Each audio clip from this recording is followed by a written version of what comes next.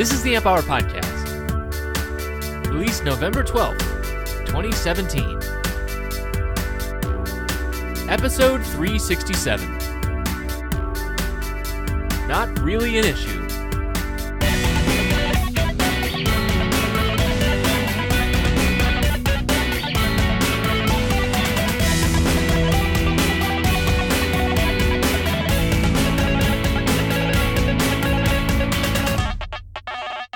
Welcome to the Amp Hour. I'm Dave Jones from the EEV blog. And I'm Chris Gamble of Contextual Electronics. What's happening, nerd? I'm You're going to running around SuperCon. again, aren't you? Basically, you're moving back to your old job. Well, sort of, yeah, I'm going back there. Actually, probably when this is released, I will be there or it'll be over. So, right. I had a great time. It was great seeing everybody. Yeah. I'll talk about it in the future, After the month you left them, you know? Well, I mean, everybody else, too, like everybody else who shows up, so... Yeah, it's not like I'm promoting the conference now because it's already over, so... Right. There you go. But yeah, I'll talk about it in future weeks, I'm sure. Sweet. Prior to that, I'm excited. I don't know if you saw, there was pictures released of the badge that Mike did. I think we mentioned it on the show at one point. I've seen the badge, yep. Yeah, that looks nice. Mike hacked something on it. He tweeted something. It looked like a function generator or something. Oh, jeez. He turned into a function gen. Okay. I don't know. It had like a triangle wave and a sine wave on it on the LCD. So, yeah, I don't know if you mentioned it's using a PIC32, and I've never done PIC32 stuff. Yeah, Mike's a PIC32 master. He uses he's them a PIC for all guy. his, he uses Yeah. them for all his industrial-led projects. Got it. Yeah. Yep. Have you ever used that platform? Yes, I've used the PIC32 and the PIC24. Okay. Yes, my custom multimeter originally used a PIC24. Oh, okay. Okay. Cool. And then we swapped. Yeah. Speaking of which, I have a beautiful segue for that. Go for it. We're about to release the Kickstarter. Well, we're working on the Kickstarter for that meter. And, I'm getting like 50 multimeters in, which are going to patron supporters and stuff and things like that. So it's imminent. And then the dreaded supply chain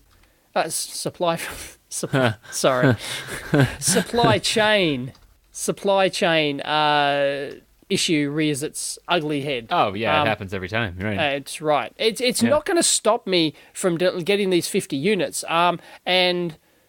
Yeah, I was kind of under the impression that they were already built. No? Well, no, they're building 50 now, so that'll be fine. So early people outside of Kickstarter will get them. But then I said, right, because I'm doing the Kickstarter now, and people, of course, want them before Christmas, right? They want to know how, can I have it before Christmas, right? Why? So I don't know. It's just There's a a thing, line out on my apparently. tree. It's a I need thing. to measure it. I don't know. People just, it's when it gets close to Christmas, people consumers, just want it before. Yeah, consumers. Yeah. Bloody hell. Yeah. Anyway... So I asked the manufacturer, look, how many, I've got a promise up front how many I can deliver, by a certain date, because in the Kickstarter you got to put the dates down and all that sort of jazz, Oh, I see. And, so and planning the different out, tiers, the different, so you're different forecasting rewards. at this point, I'm forecasting, the different reward tiers, and they said, I said, how many can you deliver before Christmas? Because then I can say, have the Kickstarter. Christmas is only like a month and a half away, man. Oh, yeah, but it'll be like a 15-day campaign. It'll be December, and they'll be almost ready by the time, Anyway, they said, we can deliver 500 before Christmas. And I went, okay, fair enough, But how many, what's the next date after that? And they said, March. And then we can deliver another 1,000 or something, and I went, why? Like, why March? And they went, we didn't tell you. We've got a supply problem. We've got a component just supply a small problem. Thing. Whatever. Yeah. Just everything in your meter cannot be purchased. So what is it? It's the analog devices. I forget the part number. The true RMS converter. Okay. Right? Which is, you can't substitute this part, right? It's right, yeah, it's got special footprint and special functionality. There's no crosses. Functionality and specs and everything, right? Yeah. Nobody makes an equivalent one, not pin compatible, So, and... you can get like onesies and twosies in stock from various places, but that really doesn't help if the Kickstarter goes crazy, because I don't want to promise like January and then go, oops, suddenly I got 2,000 orders. And it's always better to represent reality, I think. Yeah, so see, now if you were a true marketer, Dave, you just put a date on it and say, I put a date on and be done with it. Yeah, of right. course. But I'm too honest for my own good. So yeah. There's so that's your a problem. pain. Anyway, so they said it was like 14-week lead time from the manufacturer. And that's not that bad, actually. It's not that bad. Right. We always joke about the classic 40-week lead time, which when I was a boy, that was, 40-week lead time was the common thing. Right. And if people don't know, and what we always try and remind people here is like that lead time represents they're starting with bare wafers. Like, right. Well, no, this is a from scratch recipe, effectively. And it's just that they have so many chips to manufacture, and it takes time to respin the line to change each one. And everyone wants their tin pot little op amp or something. Oh, no, I mean, like, I don't think there's much respinning the lines, though. I think it's just oh no, but like you've got priority. Like if you were Ford or if you were if you're Apple or somebody, they're gonna bump the line. You are basically slotting in behind everything that's already scheduled and paid for, or with tier 1 customers. Yeah, you're just there in the queue, right? So that's it. Yeah. So, me and my little piddly true RMS converter, right, exactly. It's like right down the bottom of the... Dave Jones says, don't you know who I am? And they say, well, even if we did, it doesn't matter. Money talks. Exactly. Yep. Yeah. Oh, man. So, and then okay, we're dealing with that. And then they came along and said, oh, by the way, the ST ARM Micro we're using in there is also a bit hard to get. Yeah. So... Well, I mean, this is the thing, though, right? I mean, and what's crazy is until you put that order in, and even after you put that order, until you have the parts in your hand, you don't know what the true lead time is, right? No, that's right. You could always have a natural disaster. You could always have something happen. Totally, yeah. And this is why you should quote stuff so early. I mean, like, you should just get that, because that's the number people don't usually think about either, is like, you can get a quote of like, oh, well, there's, maybe there's 800 in stock in distribution. But when you cross that threshold, number 801 means you have to order from the manufacturer, and then you are dealing with lead times and minimum order quantities and all that stuff. So that's why we've always advised that you try and get stuff that's plentiful across all the different distributors, but that doesn't stop somebody else having a requirement and going to snap them all up the minute before. Like, I've lost count of the number of times I've gone to order something on DigiKey or Mouser or whatnot, and it was like I checked the stock yesterday or last week, and they had 5,000 of them, and it wasn't a problem. Yet I go to order and there's zero. I didn't tell you. I installed a keylogger on your computer a couple years ago. Right. Okay, I've been meaning to sell you all those parts that I've been snatching out from under you. Yeah, I forget that stuff. I'm like, oh yeah, forgot to price gouge Dave this week. So you reckon there's going to be a new black market out there for people? Just it's a very custom market just for you. Right. It's like partsdaveneeds.com. or parts Apple needs. Oh yeah. Well, I think they're going to be fine. No, I think they're covered with all their cash. They just buy. Yeah, they 2 just buy the fab's worth. Yeah. So what about the minimum order quantity? Because that's the other game that you're playing. You're saying somewhere between 100, which is unlikely, and a couple thousand, which is probably more likely. Minimum order quantity is not a problem. Even for like reels and stuff like that. Well, they said something about analog devices will now put as many on a reel as you want. So it's not really an issue. Really? I'll pay that. Yeah. Not really. No, it's pretty bad. Anyway, that's not really that doesn't seem to be an issue. So it's good. Well, that's nice. That's good. I guess and that's the thing. Like as more companies go towards like these serving each tier of customer, right? This is kind of serving the SMB, the small and medium business customer. It's like, okay, now they have these capabilities where it's not you have to buy a reel or 10 reels or whatever. It's some more reasonable amount, which is nice. Which means you're probably also paying a lot per part, right? Right. Well, yeah, there's some we can get in stock, but they're like $15 US a chip. Oof. And it's like for this RMS converter, and you get like, maybe if I'd already promised these Kickstarter units and I was so desperate I would eat that, I would just, I'd have no other choice but to bend over and, take that one. But Bend over and make it up in volume. Oh boy.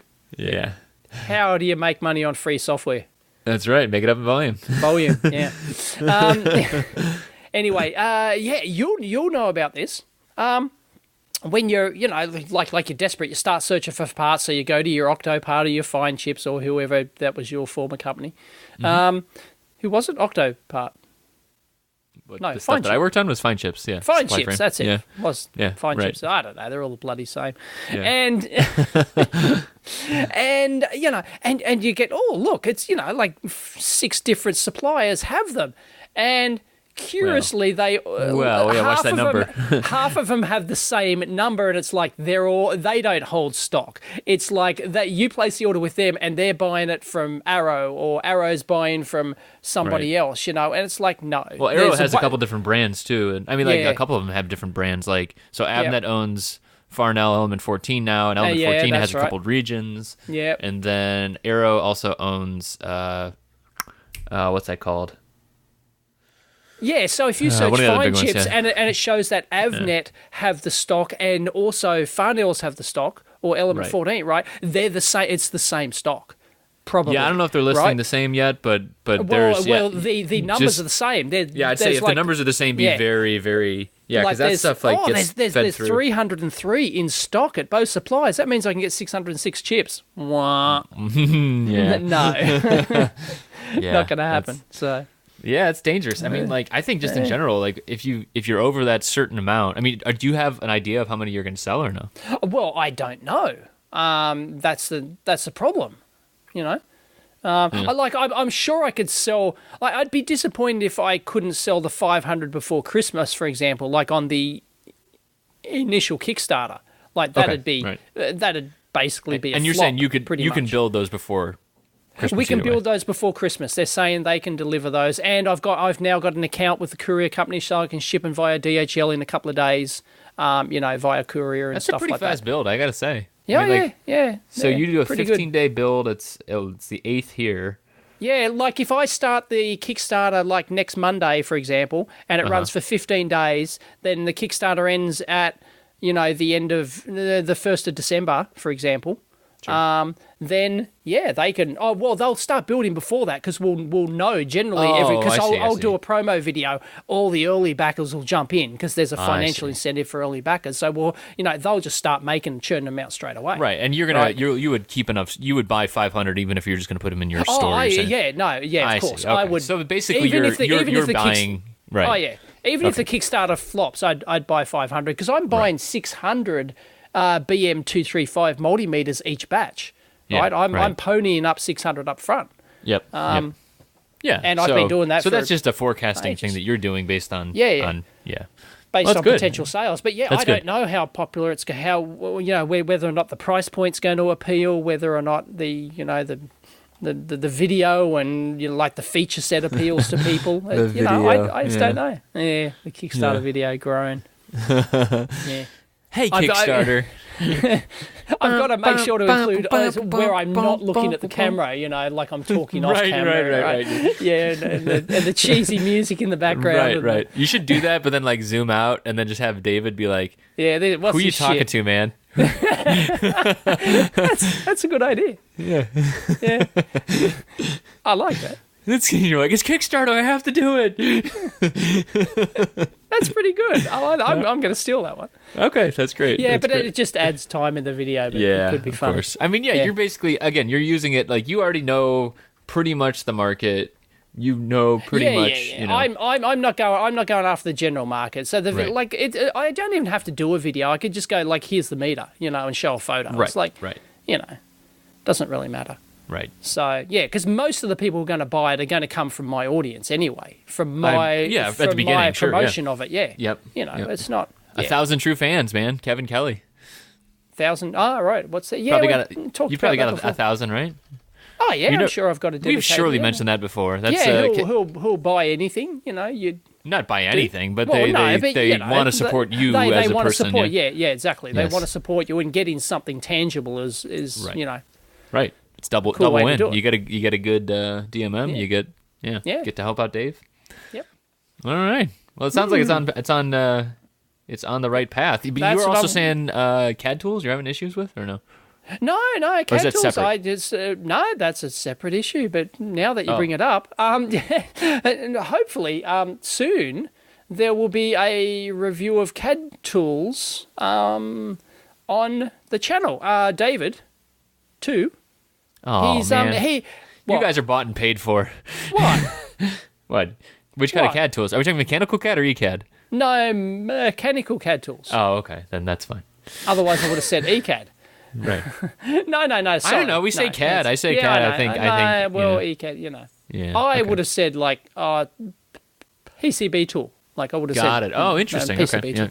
Yeah. Because to me, it's a PCB tool. Like, doing a schematic is like, man, there's no point doing a schematic unless you got a PCB tool. Shit, if you're just doing a schematic, you may as well just do it by hand. Right. Dave. Right. Dave CAD. Right. Right. So yeah. So yeah, what's going on then with the mechanical stuff? Yeah, no. He was like, we're designing the new case for the micro supply, which I won't give details about. But anyway, and so we were using Onshape, which is a web-based thing, because it was free, and I don't want to like David's really good in SolidWorks. SolidWorks, yes, the expensive, but it's like a couple of $1,000, right? Yeah. Right. So anyway, like a real expensive tool, and I'm too tight-ass to pony up for a business license for that, So I said, let's just try this Onshape thing, this web-based one, and he was struggling with it, and it's not through lack of his skills. It was just the tool is very limiting in what it can do, but it's free. Like the free version, or is there a paid version? Oh no, there's also a paid version, but it's basically online storage is what you're paying for. The tool is actually you get all the features. Yeah. But they raised like $60 million to make that tool too, or something. Crazy. Really? I think it was like the former Dassault Systems or something like that. Yeah, the former founder or director of some other CAD tool. I think of SolidWorks. Yeah. Oh, of SolidWorks, right?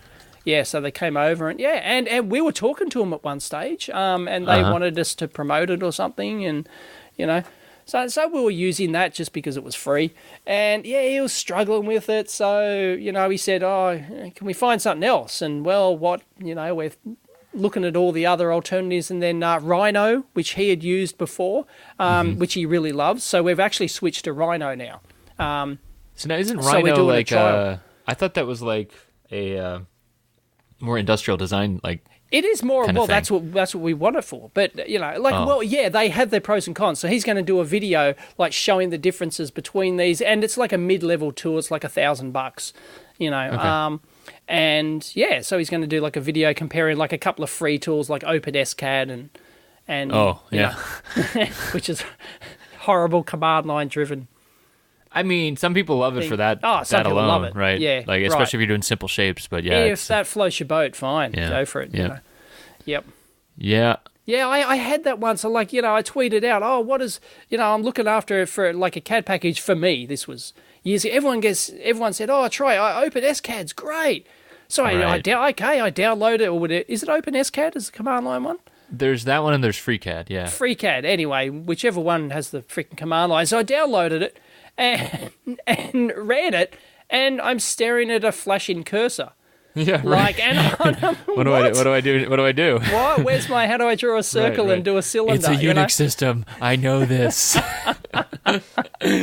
So I went, Joshua, Sorry, that's War Games, for those who don't know. Yep.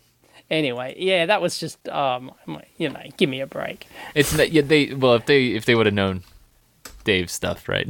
But you can't recommend a command line tool to someone who's asking that question.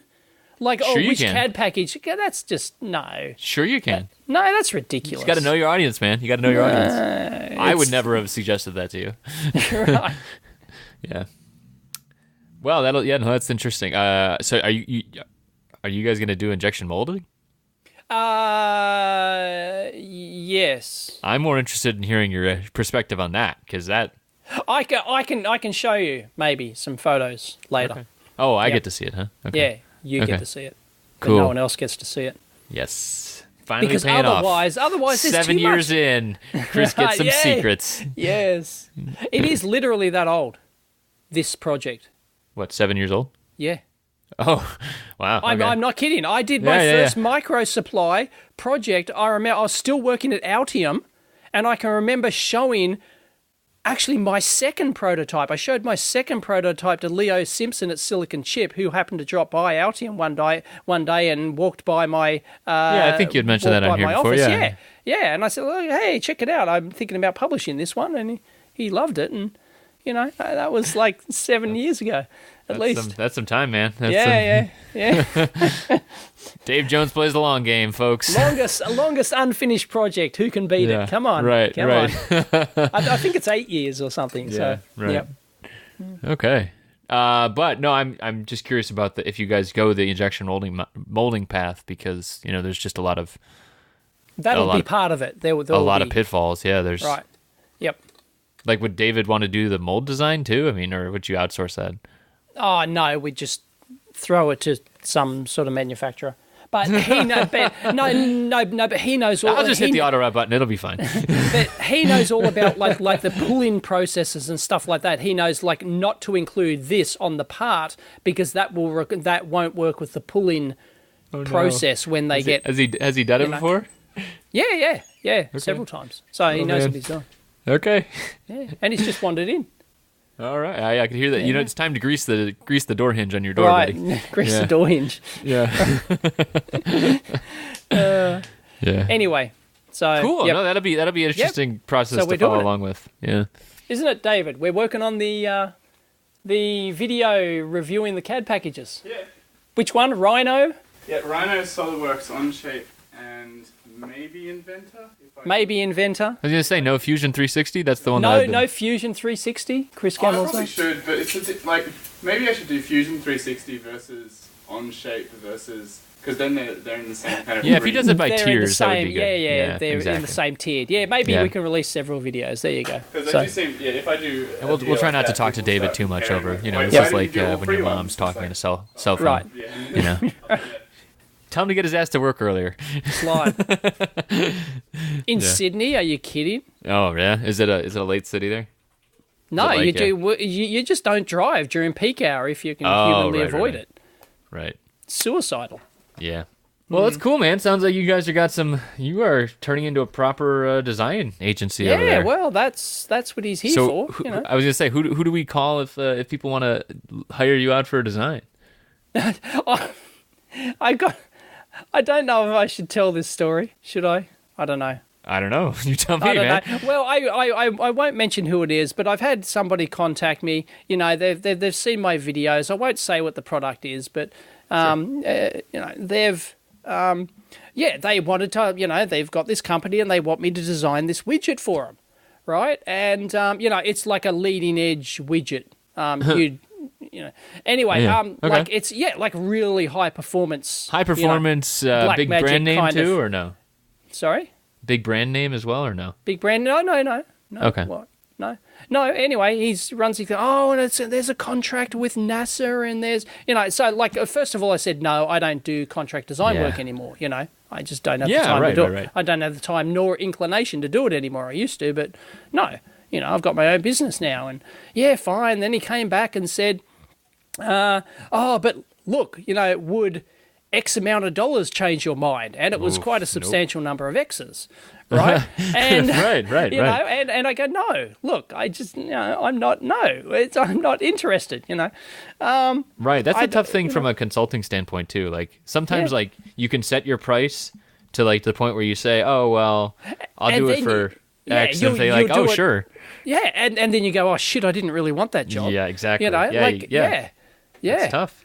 And it's I just don't have the time to do it.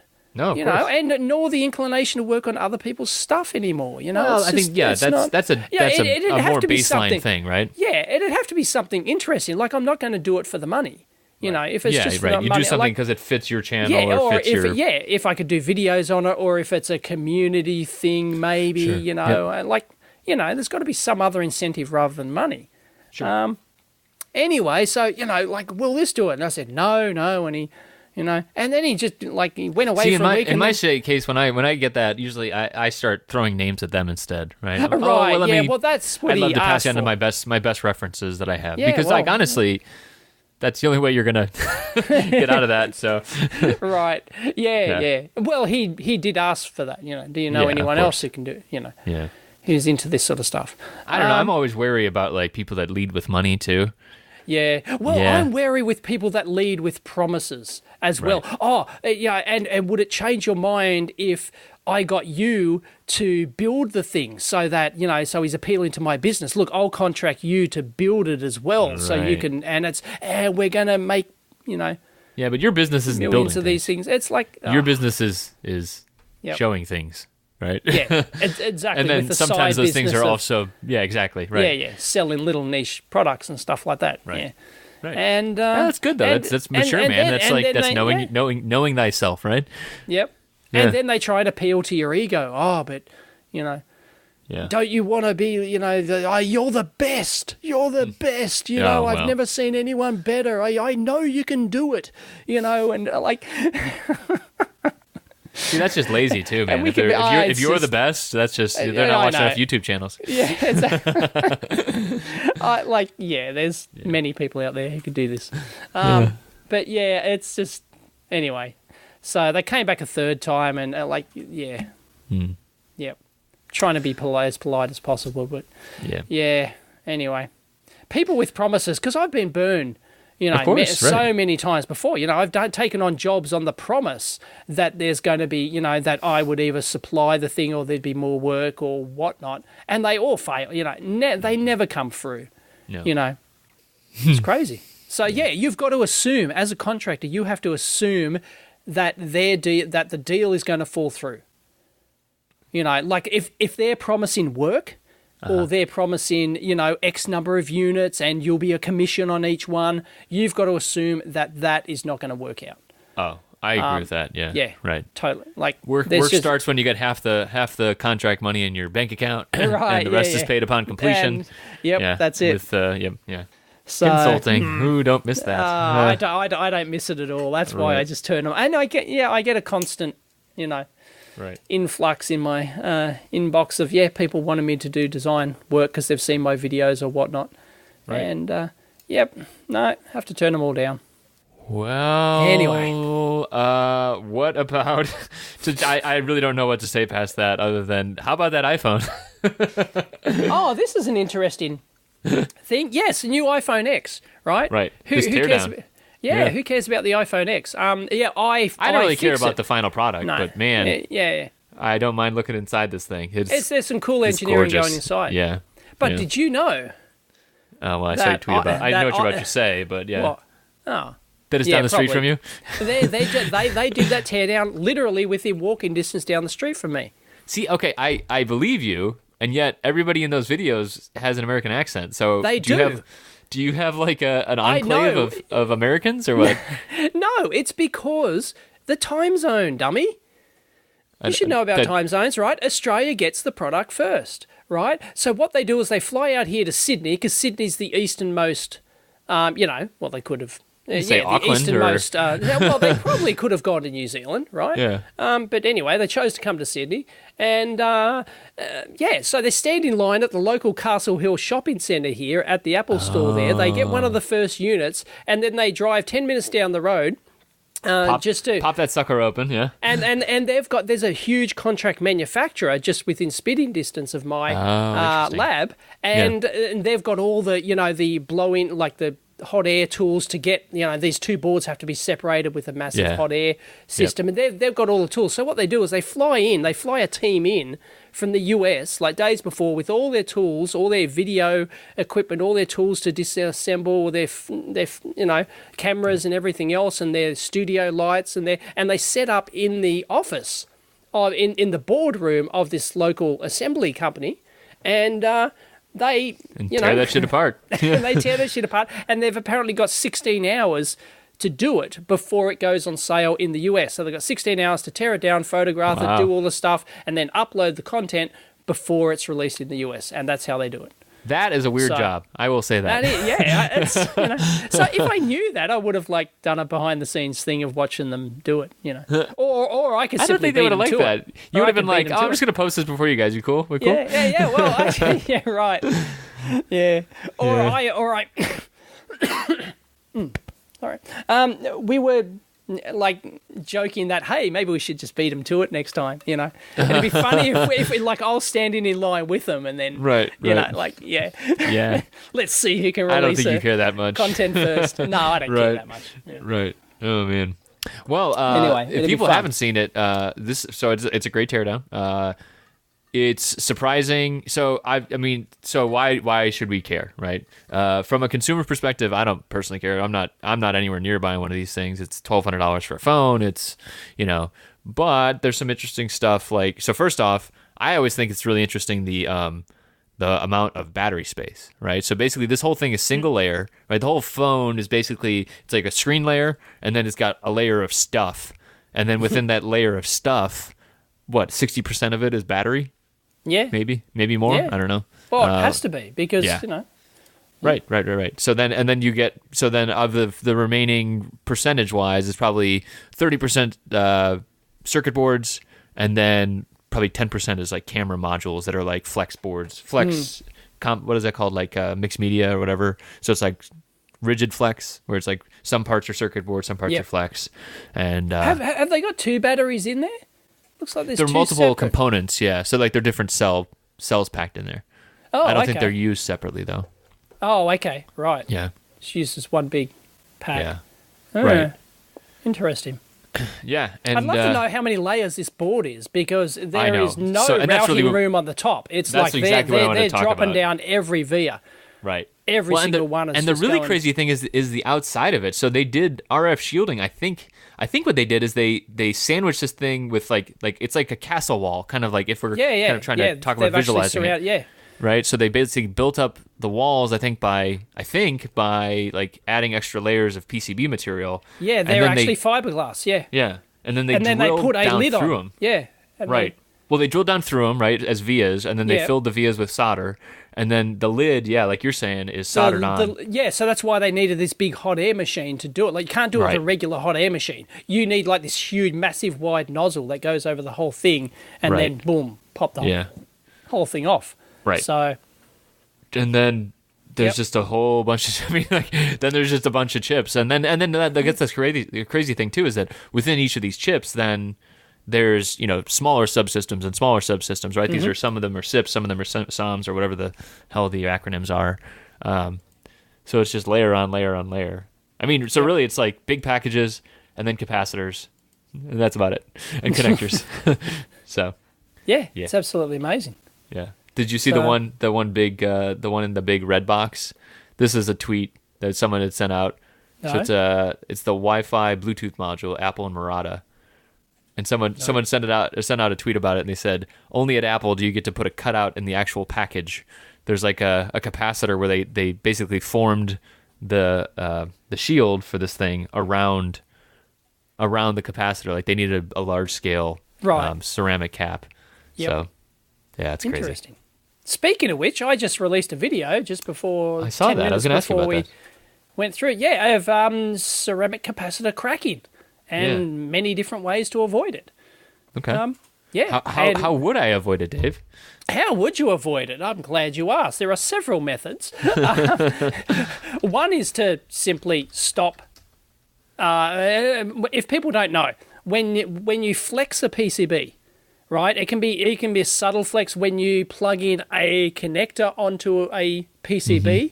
And it flexes a little bit because the standoffs are some way away from the actual connector. When you install the board, you might have to flex it when you break it out from your panel, when you get it assembled, when you break it out. If you've and got the material itself isn't super rigid, right? That's another thing to state. No, is that it's flexible. So it's like epoxy, resin, and fiberglass, right? That's right. So, there's some give. Anyway, so it flexes. And when you do that, if you've got some multi-layer ceramic capacitors on there, when the board flexes, if you flex it enough, ceramic is, of course, completely brittle, so it breaks. Right. And so you could crack the solder connection as well, but usually the capacitor will crack before the solder will. The capacitor will crack. Right. The ceramic will crack before the solder does. Yeah. Yeah. Yeah, you've got a good. The preview image you have here is really good. So it's showing like the circuit board is like a arc pretty much, and Yep. And and so you get these micro cracks in there, and generally they can fail short. So the capacitors are short circuit. So if you've got it across a power supply that can deliver a lot of energy in there, poof, the magic smoke escapes, flames escape, and it ruins your day, right? Right. And I've now done 2 videos on 2 different products where they've caught a light because these capacitors have failed, you know. So anyway, it's a big problem, huge problem in the industry. Everyone loves their multi-layer ceramic capacitors, right? Because their volumetric density is huge and everything else, right? And they're low cost and they're surface mount and, you know, they're cheap as chips, whatnot. Horrible temperature coefficient, of course. But anyway, so everyone loves their multi-layer ceramic capacitor, but they're susceptible to these cracking in board flexing in the manufacturing stage, in the product stage. If you drop your product, if you've got weight on your board, boom, you get a little bit of flex. And if you drop it 10 times because it's a kid's toy or something, then, you know, this is a real problem. So you can get these cracks. So how do you avoid it? One is to stop it flexing in the first place, right, by putting extra standoffs on your board and things like that.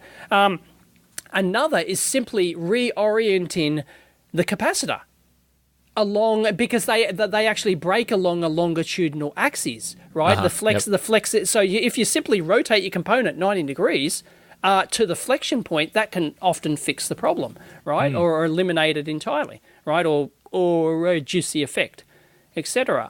Another one is to put mechanical stress isolation slots around your mounting posts and or around the components, board, like little slot cutouts routed out. Yeah, okay. Yeah, so it stops the flexion, you know. This is something you would do. You wouldn't do that at the beginning. Would you do that when you were like at the beginning of a design cycle, or you would do that if you were trying to remedy it after the fact? Because you've seen. You would if it was a rugged product, yeah, you would do it into the design cycle. Interesting. And this is for every cap, or just a cap a certain size? Any multi-layer ceramic capacitor. But of course, the higher volume, the higher capacitance you go, the more layers they have to get in there, the finer between the layers, the more that the layers have to go towards the edges. There's a whole slew of Sure. I'm just thinking like a board that looks like Swiss cheese, though, because you've got so many cutouts. Because caps are just so common. No. You generally wouldn't. You wouldn't engineer slots around capacitors. That's like extreme case. Okay. If you had to do that, you're doing something else wrong. Right. So it's better to take a look at like how your user might be handling this. Like a best case is you don't have someone handling a circuit board in the first place, right? Yeah, that's right. Or you have like standard operating procedures for your manufacturer that says must insert like A, B, and C. But if all else fails, sometimes there's still issues, right? Right. There's still issues. Or if you drop the product, it's like you just put more standoffs in there and things like that. So you're saying if something is like in an application that's likely to be dropped, not like yes. Right. Okay. Right. Okay. So this is like almost like a DFM type, or it's like a designing for ruggedness kind of thing. Yeah. Okay. Totally. And anyway, so there is a standard for this, which is the automotive standard. It stems from the automotive industry, and there's a standard for testing the flex of the PCB and testing, at what displacement the capacitors crack, right? And companies have, so the other way to fix it is you can buy capacitors immune to this sort of problem, right? So there's 4 different technologies, basically. There's 4 different ways to solve this, at least, at a manufacturing point of view. And I can send you a good link, if you like. It's in the notes, so that you have it in front of you. Hang on. My interwebs is slow. This is terrible, isn't it? This is terrible radio. Anyway, this is such a problem that the manufacturers have many different ways to actually solve this. So if you have a look... It's like a GUI, it's like a... You can't just use like flexible solder? Well, no, flexible terminations is one. They have the flexible end termination. So that link I sent you, if you go down... anyway, these are the 4 different solutions that a manufacturer actually offers. There's like resin layers and stuff like that, soft termination. They put these resin layers, these conductive resins in the end cap, so they're flexible. So when the board flexes, the ceramic substrate is not rigidly connected to the end caps of the capacitor. And so tell me about this then. Have you experienced the fire shorting kind of problem? I have experienced it, yes. Really? What would happen there? So what was the failure mode? The failure mode was drops. Oh, okay. Yeah, and poof. So, it's, because I used to be in the rugged marine industry, Right, and this sort of crap would happen. So, yes, you learn very quickly that, and also vibration as well, causing cracks. I've had stuff on the production line, for example, that gets wheeled around on trolleys. And when you're wheeling around things all day, there's a lot of vibration coupled into your rack mount bit of test gear that well, and if a little bit of like that amount of vibration does it, then being out in the field will definitely do it. So wow. I've never had anything actually like completely catch on fire that you have to have a fire extinguisher, but I've had stuff failed and then I open it up and sure enough there's the black flame marks, right. So the fire hasn't caught on and burnt your whole rack, and so the fire's been localized, but you can see all the black score marks from the flames. Yeah, from the capacitor. You know what happened. Yeah. Yeah, exactly. You know this capacitor. You can see the story. Right. Yeah, it didn't just explode, right? Yeah. It because of over voltage or something else. No, it actually caught a light. And it's a big problem. So there's those ways. So there's the flexible end terminations. There's also the way they internally do the structures inside the capacitor so that they can do effectively two capacitors in series, which is another way to solve it. If you've got a critical component where a short might be an issue, another one as a blocking capacitor then. You put another one as a blocking capacitor. Put them in that's series. A cool idea. And you can actually do that inside the capacitor itself. So you can buy a capacitor, multi-layer ceramic cap, that's effectively two capacitors in series built inside it. Huh. It's just the structure of just plates. Capacitors all the way down, huh? That's it. Right. And turtles, really. Right. Right. I like turtles. Anyway, and the fourth one is you can get ones that are designed to fail open. So the cracks always happen at the end of the termination, like, near the end caps. So if you pull back your plates inside the capacitor from the end caps, then you can, the capacitor can crack, but it's not going to crack short. It's not going to short, it's going to crack open. So, and they're called fail open capacitors. So, So there's different methods, and all these manufacturers offer these things. So what would, if you were going to tell someone that when they should start considering this stuff, it would be like rugged situations, anything involving vibration, temperature as well, thermal. This can not only happen through flexing, it can happen through thermal as well. You say something like this, right? And then a beginner hears that, and they're like, "Oh my god, I have to worry about capacitor cracking." It's like, well, not really. Well, I mean, millions of products get away with it just fine, but it's something to consider. Sure, of course. It's something to consider. Yeah, right. I just mean that it's tough for I encounter beginners who are like, oh well, there's all these things to think about, and it's like sometimes you got to just like simplify this feature set, right? Well, let's get you working to the point where you understand R's and C's first, and then we'll worry about all this other stuff. Then we'll worry about sourceability. Otherwise, you'd end up like fusing every capacitor. You'd get so paranoid you'd end up putting a fuse in series with every single cap. So I just started making my own capacitors, man, because that's the only way it was going to work. Or you can simply choose one that's not susceptible. You can choose a film cap or something like that. But then your costs are way high, right? It's that's right. Cost and board space and everything else. Yeah, exactly. There's a reason people use multi-layer ceramic caps. Yeah, they're the duck's guts these days. Oh man, well, they're not the duck's guts, but they're super popular because I designed in some so that board that I was working on, which I have updates on. There was a tantalum cap on there, and it was I was borrowing a design from someone else, and I was like, why the hell is this a tantalum? I just don't really see tantalum capacitors. Then when I went to go look at the price of tantalum capacitors, I'm like, oh my god, it was like $1.50, $2 cap or something like that. And I'm like, so. I had so obviously I talked to the designer, and he had done all the testing on it, and it made a lot of sense. Basically, it was like really high, you needed high availability of current for doing cell phone transmission type stuff, and a lot of capacitance because it just tugs on the line so hard for power supply stuff like that, and it's such a small design. So like all that stuff added up to the idea of it needed a tantalum capacitor, and I looked, and there was nothing else out there. Yeah, my God. Those are, they're not cheap. They're not cheap. Yeah, and it's like sometimes I long for the days of electrolytic caps. I know there's that wouldn't solve the problem, right? Because that has ESR internally stuff, everything. There's other, but just like from a simple and cheap kind of perspective, sometimes it's like, oh yeah, right. I remember the days. But like the all this ceramic business has not changed. There's still a market for your tantalum caps, still a market for your Sure.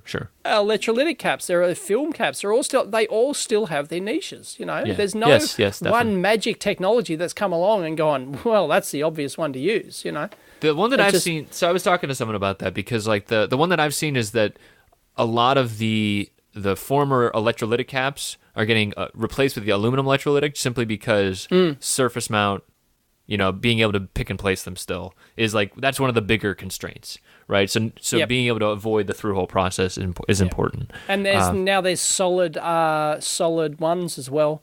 Oh, so they're used on computer motherboards are almost exclusively using solid caps. Oh, interesting. So the dielectric can't dry out. It isn't your traditional liquid. Right. Yeah, because if you watch anyone watch computers get hot, right? You've got processors in there, that are, spewing out 100 watts, right? Right. And if you watch any like repair video on like people doing anything with tubes too, the first thing they do is they go in and they change replace the caps. They've all dried out. Yep, exactly. Some of it's age, but also it's just heat and all that other stuff. So right. Yep. Yeah, good that old makes sense. Wet electrolyte, Yeah. Just fill it back up, right? Just have like a little fill port on the top. Yeah, should have a little port. Yeah, just pour your electrolyte back in. Yeah, she'll be right. Right, just a little Gatorade. That's what they are internally. Right. But yeah, so this board, it's my comeuppance is trying to go too fast. I had the old pin swap, Dave. On what? On a SOT 523. There was what component is it? It was just a FET. I mean, it was right. You had the source and drain swapped or something. Yep, the gate and the source. Yep, the gate and the source. Yep. And it was because the stupid data sheet, blame the data sheet. Yeah. I know, sure. It wasn't it was all me. I get it, but but the thing is, like, I went and like, so once I realized mistake, right? I went and like, right. I was like, oh well, maybe I could source one. Maybe there was one in the marketplace that was swapped. So I went through and looked at all these other data sheets, and I tell you the having a 3D view of a component with like the gate source drain type thing on there. Yeah. Unambiguous at that point. Right, There's no right. My real thing was that I was looking at it again on me 100%. I was looking at it bottom view. It was a bottom view footprint, which always gets me. Like I've done that for relays before, and I'm not sure. I'm sure there's reasons why that they do that, but I don't get it. And so that's where the source of that swap was. And when I saw, but a lot of the data sheets now have switched over to doing that 3D view on the data sheet, and you just can't mess it up at that point. So it's great. So I like that a lot better. Well, you can. Yeah. Don't underestimate the ability to screw up. No. So that was and it's just like I've been doing this a long time, and it's like that's just embarrassing. It still happens, but damn, like for some reason too, like KiCad doesn't have a SOT 523s. It was actually because I made the footprint for it. The footprint was the right size and everything. It was just the pins were swapped. So yeah. Well done. Yep. So I'll have a couple working, but they're not. I'm not using that board as the intended purpose for a workshop. Right. So, yep. Yep. Good old. And the other thing too is that like I used like a nice PCB vendor. I don't know if you saw the pictures I tweeted. Like they look nice, right? And it's like that false equivalency of like a nice looking PCB. It was still a prototype, like and so it was still a Rev 1, and but so like because of that expectation, it's like, oh, this looks like a finished PCB. It looks like exactly. That hurts. So, but I some things went well. 0402, that went really well, actually, surprisingly. Excellent. Did you do them by eye or did you use magnification? I did them by eye, actually. Yeah. Okay. Yep. Yeah. Because, like we've talked about on here before, right? So I forget what the mag thing that you have. You did reflow, didn't you? So that's easier than Yes, I did that. go in there and individually soldering with actual, 0.3 yeah. millimeter solder each one. Right, but I was talking about the actual magnification. So I forget what the thing you have is, like the heads-up like magnifier thing. That is the Mantis. The Mantis, right? So like it's all about that distance from, so like having enough room to get a soldering iron Working, in there. yeah, exactly. Right. So I didn't have that with. I was just using older, bifocal magnification, glass magnification. Yeah. Right. But it was not enough room to solder in there. Because I was doing that for repairs and stuff. Mm-hmm. The thing that I did though, and that I will definitely be doing for future stuff, is that one, I switched to stainless stencils, which was fantastic because I was doing multiple boards. Well, they're cheap as chips now, aren't they? They're super cheap. I think I paid like $50 for two of them. Oh, geez, I think you might have got ripped off. Yeah, so that was for single ones. You're right. I mean, you can get them cheaper. I think it's crazy now. Yeah.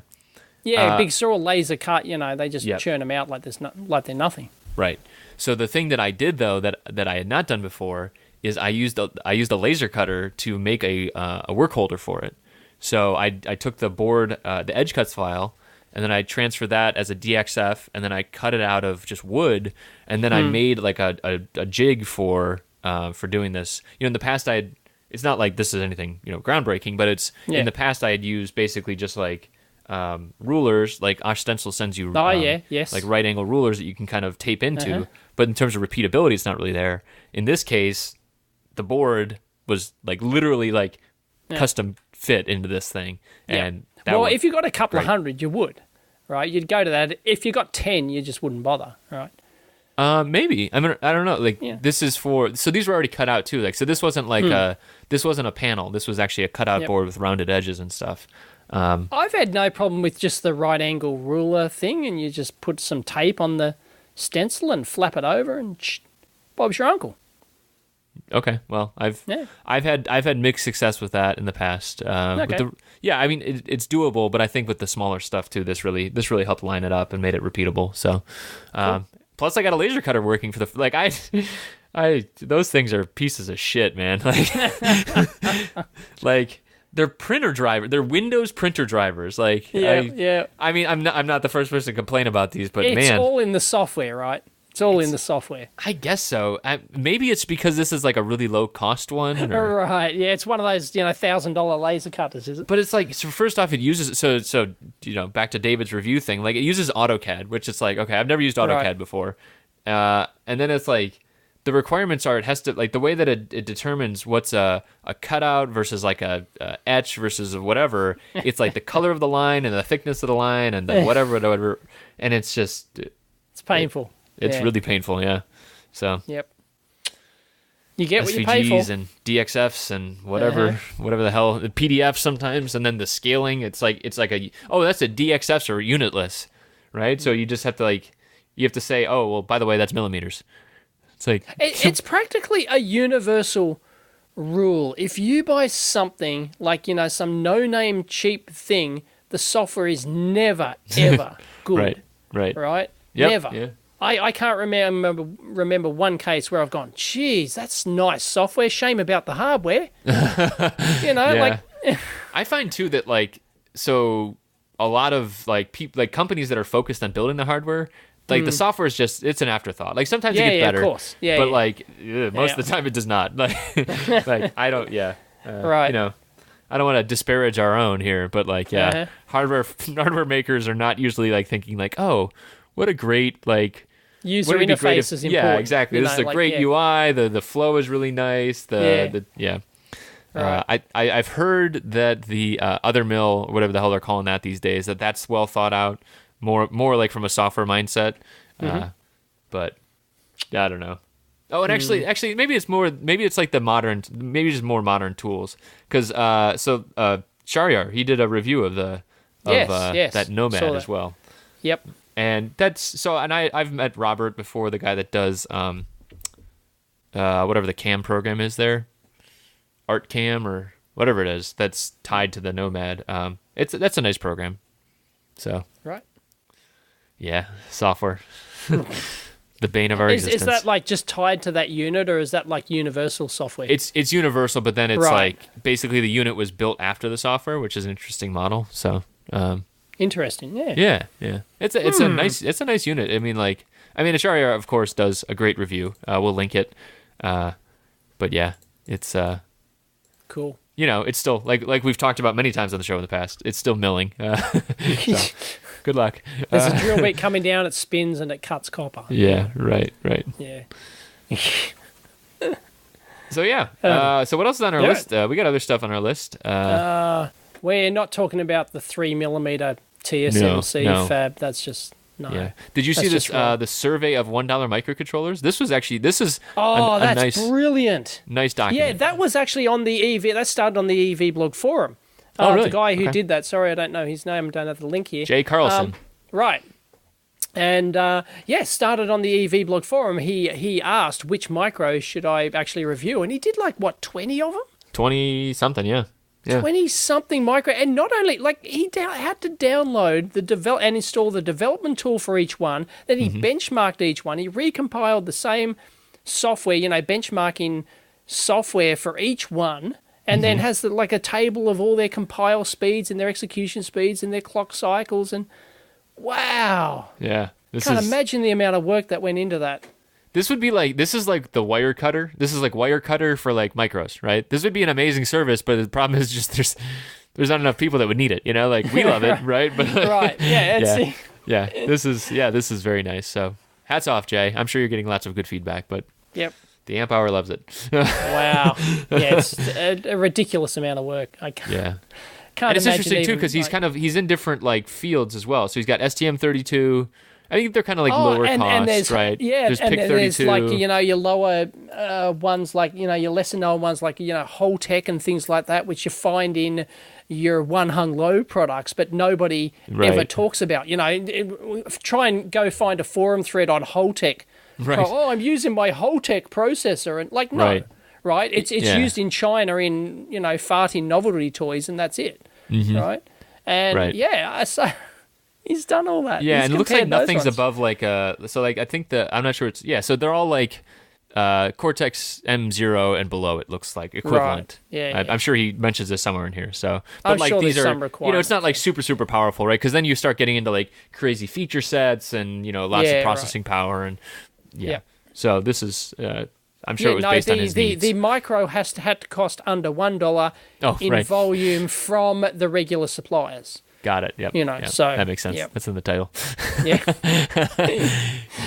And that's that F-Zero family. It's kind of apples and but you look at that and you go, well, that's apples and oranges, but at the end of the day, they all do cost $1, in volume, and it's it's fascinating. Absolutely fascinating. Why is it apples and oranges? Oh, because sometimes, you're comparing a 32-bit ARM core, right, to a little 8051 Holtec processor. Oh, I see. Just the scale differences like that. Okay. Yeah, the scale differences is huge, right? But they're still in the same price range. So technically, if that's your benchmark as the $1 physical chip, then so be it. Mm-hmm. Right? It's just weird of what parts fall into that category. Well, we're heading in this direction with more things. I'm actually, I'd say in the next couple of years too, we're going to start seeing that Cortex M3, more power in there, stuff like that, right? Well, I've got an ST ARM micro in my new 121 GW multimeter, and it's like part of me just thinks that's ridiculous. And sacrilege. Why does a freaking multimeter need a powerful 32-bit ARM micro? It's just math, Dave. Come on. Because it's got a bloody SD card in it, and writes to the fat file system, and that's true. You get that out of the box, right? Yeah. Right. Yeah. And it's got a bootloader, firmware bootloader that loads your firmware from the SD card. It's all kind of. Well, and also you don't want to be writing. That's the other thing too, though. You don't want to be writing assembly, right? So you can that's right. Yeah. borrow you don't want to be writing your own SD card driver or bootloader, right? Yeah, driver for $1. You just want it to work. $1. Anyways, yes, people should definitely check this one out. That is a great link. So, wow. Yeah. There was someone, speaking of auditing different solutions, someone that Josh.com, really? Wow. He goes over the auto routing and what's going on with that these days, and basically Josh is assuming this person's name is Josh. Basically, the assertion is that if a computer can beat the best Go player on Earth, surely he can route a mess of traces better than an idiot like me. That's what his words. I totally disagree with that premise, actually. So, from the gates, that's a different premise because, and this is always the argument, right? Go has a very specific set of rules. Yes, there's billions of outcomes, but it's a hard set of rules. Whereas, you move a chip, a couple millimeters to the right, and you've got a whole new set of rules, right? So, yeah. And try and get it to do placement too, right? If you're going to argue about auto routing, then you must include placement. Right? Go for it. Yeah. see how shitty it is. As shitty as you think auto routers might be, in a lot of cases, they are. A lot of cases, they're very good. But auto placement, Yeah. It's just nuts. And this is always an interesting exercise either way, right? So this is basically throwing computing at it, and I'm sure that over time it'll get better and better and better, right? Especially if you started to take, so if you looked at other designs and saw how chips were relatively placed, or if you took a reference design and used that as a feed in to some kind of machine learning something.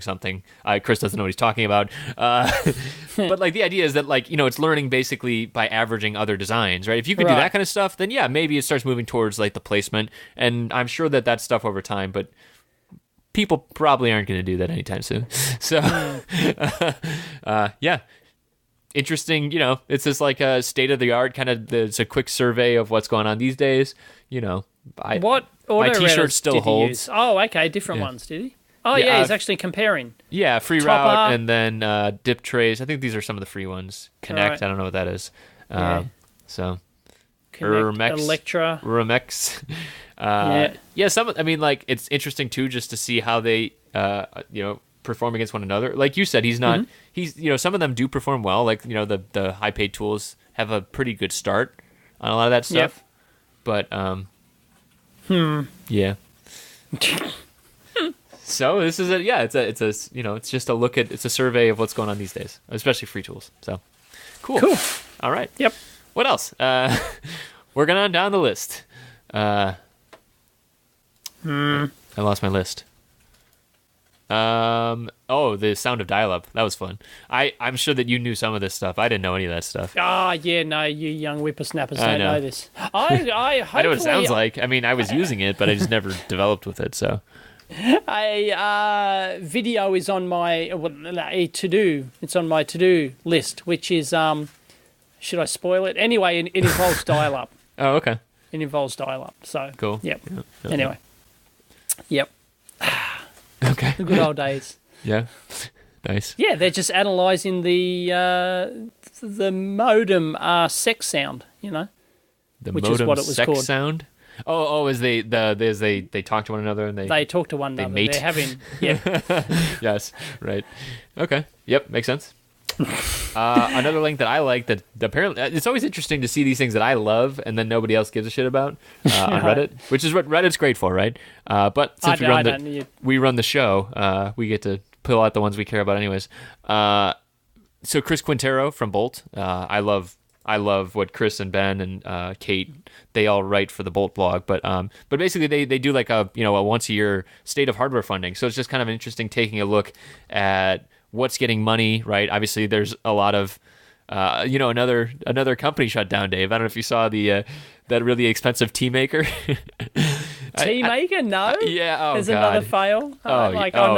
Bad. It was like how much money did they get? Like 40 million or something like that. It wasn't quite Juicero level, but it was like a significant amount. And then you look at it, it's a significant amount of stupid. Yeah, what does it do? And it's like, oh, well, it sells packets of tea that then you put into this machine. Okay. So it's like an electric kettle, and then like a tea subscription service. Yeah, right, exactly. They totally are. Yeah, exactly. And it looked beautiful. Sure, I get that, but. wow. I mean, talk about a problem that does not need to be solved. Yeah. So, was it Pearl? No, Pearl? Don't they? I mentioned this on the forum, I think it was. Like, don't these, like, these venture capital firms are in charge of investing money for their clients, Yep. right? So, okay, if they're choosing, but surely don't the clients check what they've invested in on their behalf, or do they really not give a shit? You mean so Dave, the rich guy, gives money to Chris's hardware fund? Is that what you're saying? Right, Like that's like $100 million fund, and then Chris goes out and gives $10 million in funding per year. Yeah. Yeah. Okay. And like, surely you'd want to know where. Like, that's right. We're talking about Ubeam, right? And they're looking for funding at the moment. I know you don't like to talk about it. I don't know why. No. I just mean it keeps coming up. It's just a ridiculous idea, right? And like, all you've got to do is type Ubeam into Google or YouTube, and you're going to find my video. You're going to find Paul's blog on how ridiculous this idea is. So surely the investors would see that and go, oh, this sounds a bit dodgy. See, I think that's the thing, though. Like, money they're in something else? So investors are basically paying to not think about it, right? Oh, or they are, but geez, wouldn't like you are a different type of investor than I know, but wouldn't you at least have some curiosity in? I think that the other thing too is that there's investment? layers of institutional stuff, right? So like sometimes these risky, startup funds, right, are invested in by even larger funds, right? So it's like funds of funds of funds. Right, and it's, funds of funds of right. funds of pension money, ultimately. Right, exactly. Right. So, yeah. Right, got it. Yeah, that's probably... because I got, like... Surely if you were just some rich bastard, right, and you had 100 million and you're giving it to a VC fund, surely you're going to do some Googling. Just like... sure. You would think so, right? You've got nothing better to do with your time. You're worth $1 billion. I don't know, man. More money, more problems, Yeah, right, yeah. Right. As the great philosophers say. I would I'll greatly have their problems. Thank you very much. Yeah, so that tea startup I mentioned was Teaphoria, and it was $1,000 to buy it. They only raised $12 million. So anyways. So they got individuals.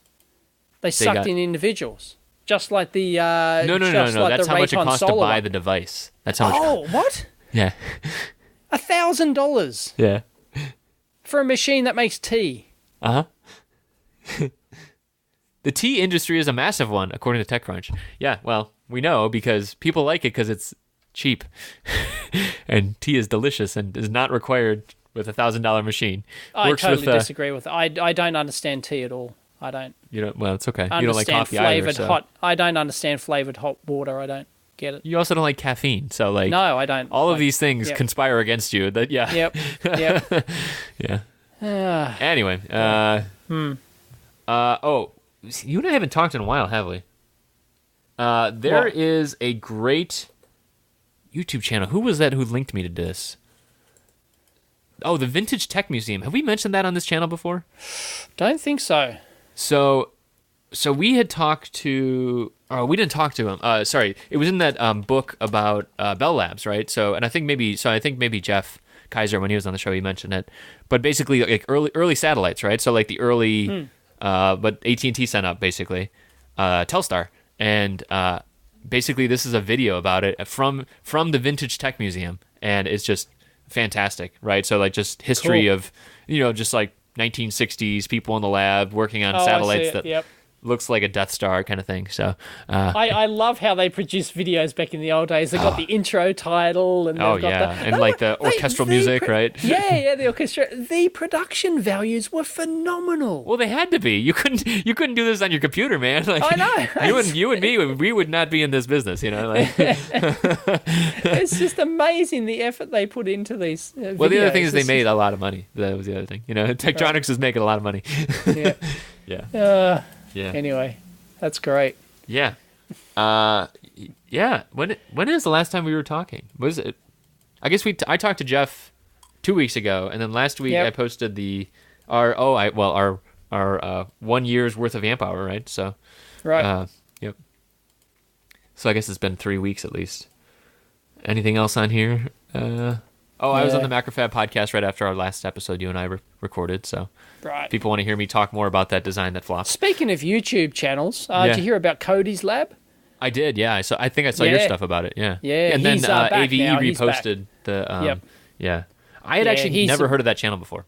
Oh, okay, right. Yeah. He's a science channel. Yeah. Right, a lot of like outdoor videos look like. Yeah, it does. Yeah, it does lots of exploding things and that's fun. stuff like that. Yep.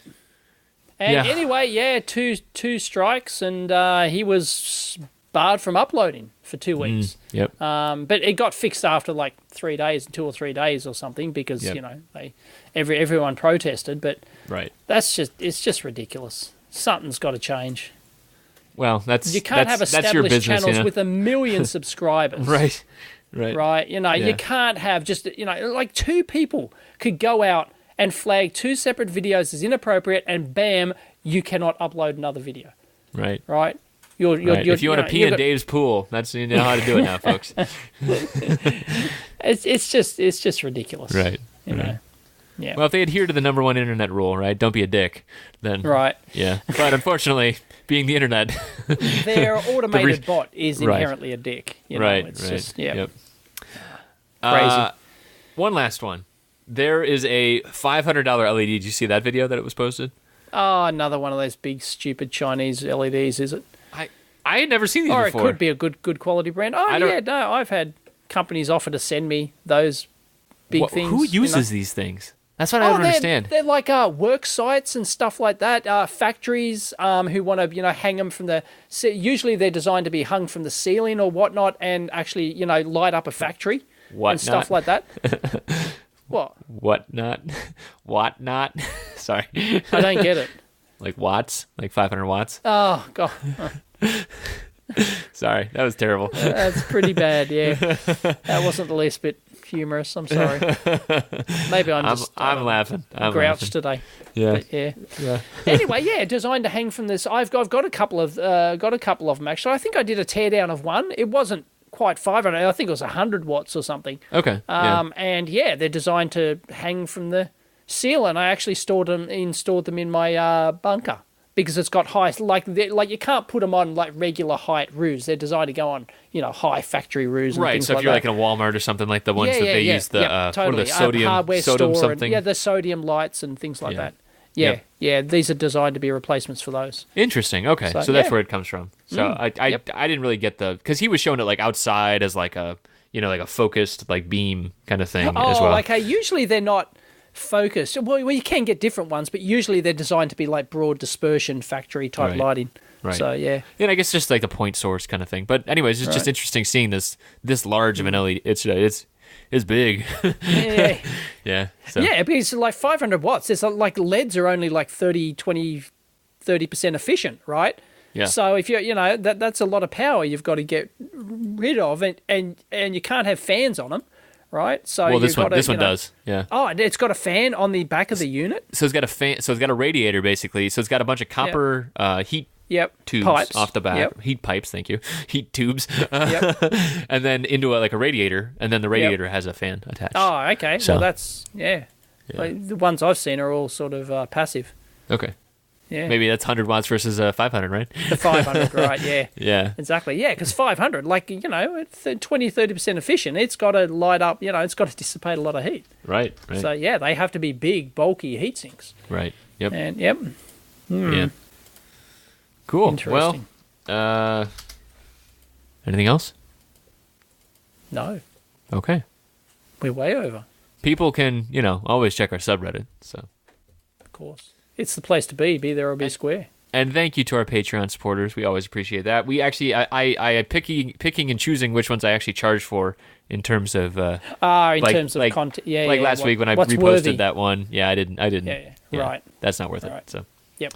So, we appreciate it. If we yes, thank you very much. We have not hit our $200. We have a $200 goal on there, but there's no rush for that. But that's for if people are hoping for transcripts. So that's our goal. We'll see if we ever hit it. And if you're wondering, we use it to pay for the server cost because we have the libsyn server that hosts all the audio, and also to send out mics to guests. Yep. And that's pretty much our only expense, isn't it? Yep. There's the And then website, but that's meet not up much. sometimes, you know. You're right. Yeah. Oh, did you do a meetup yet? No, but it's coming. Sure. All right. Yeah, Don't hold your breath, folks. You Right. won't Yep. survive it. Ah, boy. All right. Cool. Talk to you next week. Catch you next time.